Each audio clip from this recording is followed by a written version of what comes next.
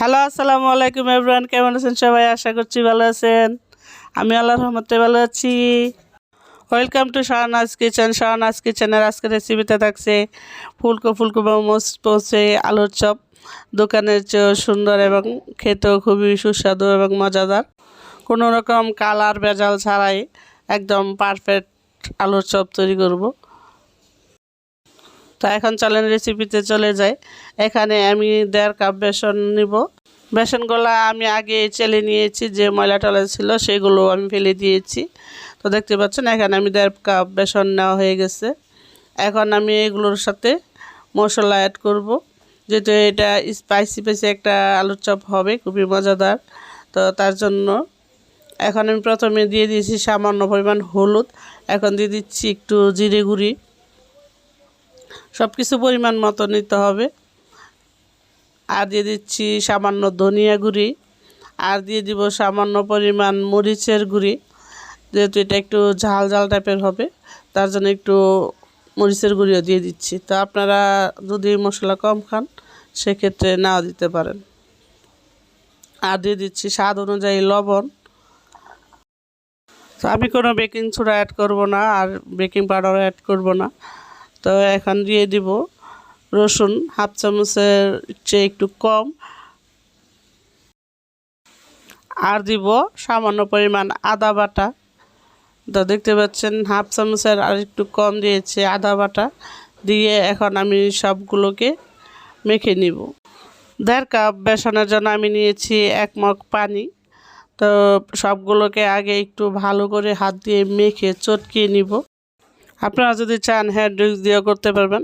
আমার কাছে hand weeks দিয়ে করার চেয়ে হাত দিয়ে করতে ভালো লাগে বেশি, তার জন্য আমি হাত দিয়েই বেশিরভাগ করার চেষ্টা করি। এখন সবগুলো বেসনকে ভালো করে হাত দিয়ে কষলিয়ে নিয়েছি, দেখতে পাচ্ছেন। এখন আমি আস্তে আস্তে পানি অ্যাড করব এটাতে। তো দেখতে পাচ্ছেন আগে আমি আরও পানি অ্যাড করেছি, এখন আমি আরও আস্তে আস্তে 2-3 বারে এই পানিগুলো অ্যাড করব, যাতে বেশি না হয়। বেশি হলে আবার পাতলা হয়ে যাবে বেসনগুলাটা। ব্যাটার পাতলা হয়ে গেলে তখন আবার চপ কিন্তু সুন্দর হবে না, আবার খেতেও ভালো লাগবে না। তো আপনারা যদি চান এখানে বেকিং সোডা অ্যাড করতে পারেন, আবার জর্দা রঙও অ্যাড করতে পারেন। আমি কিন্তু কোনো জর্দা রঙ বা কোনো কিছু অ্যাড করিনি।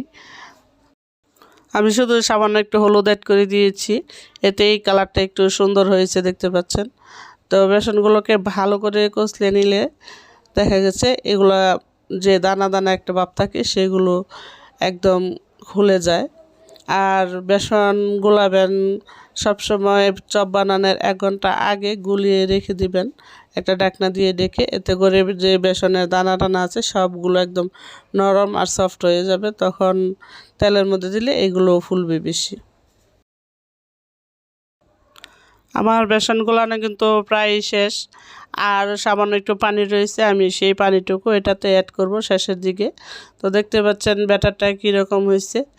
তো এরকমভাবে গুলাতে হবে যাতে হাত থেকে পড়ার পর একটা র্যাক র্যাক পরে, এরকম টাইপের, যাতে একটা মিলিয়ে না যায়, এরকম টাইপের করে গুলাবেন।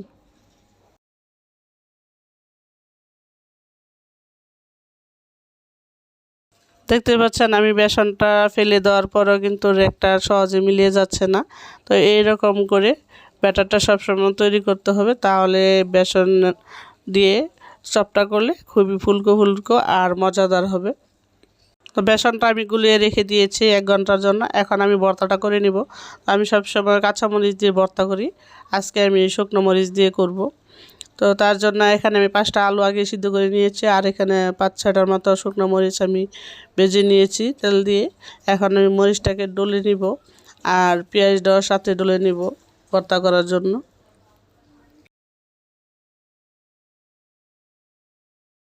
মরিচের সাথে স্বাদ অনুযায়ী লবণ অ্যাড করে দিয়েছি আমি আগেই। এখন মরিচটা কিছুটা ডলা হয়ে গেলে আমি পেঁয়াজটার সাথে মিশিয়ে নিব। আর প্লিজ আপনারা যেখান থেকে আমার ভিডিওটা দেখছেন প্লিজ সাবস্ক্রাইব করে দিবেন, আর সবার আগে আমার ভিডিও নোটিফিকেশন পেতে পাশে থাকা বেল আইকনটি অন করে দিবেন। এতে করে আমি যখন কোনো ভিডিও ছাড়বো আপনার এখানে নোটিফিকেশন চলে যাবে। আর যদি আমার ভিডিও ভালো লেগে থাকে তাহলে একটা লাইক আর কমেন্ট করে যাবেন, এতে করে ভিডিও বানানোর মোটিভেশন বেড়ে যায়। মরিচের মধ্যে আমি সামান্য পরিমাণ একটু সরিষার তেল অ্যাড করে দিয়েছি। তো ভর্তাটা আমরা যেভাবে নর্মালি খাই সেরকম করে তৈরি করে নিয়েছি। ভর্তাটা ভালো করে কষলিয়ে দানা দানা সব ভেঙে নিতে হবে। এখন যে কয় পিস বানাবো সে অনুযায়ী গোল গোল করে বল করে তৈরি করে নিচ্ছে আগেই। তারপরে এই সবগুলোকে আবার আস্তে আস্তে 2 হাত দিয়ে চাপ দিয়ে চ্যাপটা চ্যাপটা করে নিব। তো দেখতে পাচ্ছেন এখানে প্রায় অনেকগুলো হয়ে গেছে। এখন এগুলোকে হাতে একটু সামান্য পরিমাণ তেল দিয়ে এরকম চ্যাপটা চ্যাপটা করে নিব, যাতে করে দেওয়ার সময় সুবিধা হয়। এখন সব কিছু রেডি করে চলে আসলাম। তো আমি এখানে একটা কাঁটা চামচ নিয়েছি, কাঁটা চামচ দিয়ে আলুর চপগুলোকে দিব। চুলায় আমি আগে পরিমাণ মতো তেল গরম দিয়ে দিয়েছিলাম। এখন কাঁটা চামচ দিয়ে আলুর চপগুলোকে দিয়ে দিচ্ছি। কাঁটা চামচ দিয়ে দিলে দেখা যাবে যে নিচে যে চ্যাপটা চ্যাপটা হয়ে যায় সেটা থেকে যাবে না, ফুলে যাবে। আর আমি পর্যাপ্ত তেল দিয়েছি, তারপরেও কিন্তু চপগুলো ডুবে যাচ্ছে না। তো আরও তেল লাগবে।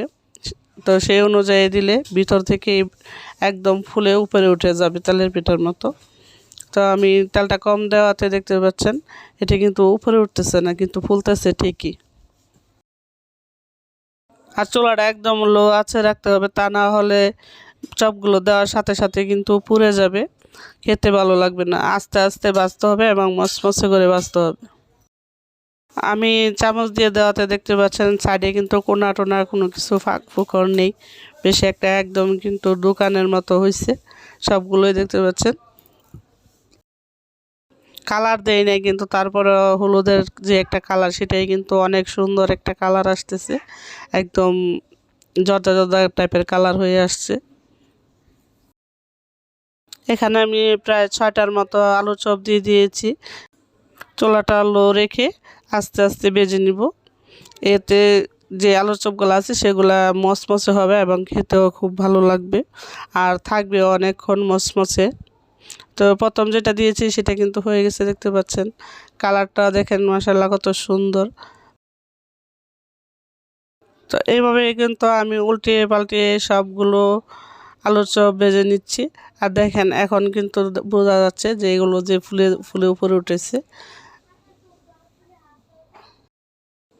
তো দেখতে পাচ্ছেন এইভাবে আপনারা বাসায় যদি করে খান তাহলে আর বেশি টাকা দিয়ে বাজার থেকে বা দোকান থেকে কিনে এনে খেতেও হবে না, এত অল্প সময়ে এবং বাসায় কিন্তু তৈরি করে খেতে পারবেন। তো আমি সবার প্রথমগুলো তুলে আর শেষের দিকে যেগুলো ছিল সেগুলো দিয়ে দিচ্ছি। দিয়ে আমি এখন আবার মনে হয় 4-5টার মতো দিয়ে দিয়েছি। এগুলো সেমভাবে আমি ভেজে নিব। তো আবার চপের রেসিপিটা যদি ভালো লেগে থাকে তাহলে প্লিজ সাবস্ক্রাইব করে পাশে থেকে যাবেন আর পাশে থাকা বেল আইকনটি অন করে দিবেন। আর ভালো লাগলে একটা লাইক কমেন্ট শেয়ার করবেন। তো দেখেন ভিতরে কতটা সফট এবং নরম হয়েছে, আর এটা কিন্তু অনেকক্ষণ থাকবে মুচমুচে। তো আজকে বিদায়, সে পর্যন্ত ভালো থাকবেন, সুস্থ থাকবেন। আল্লাহ হাফেজ।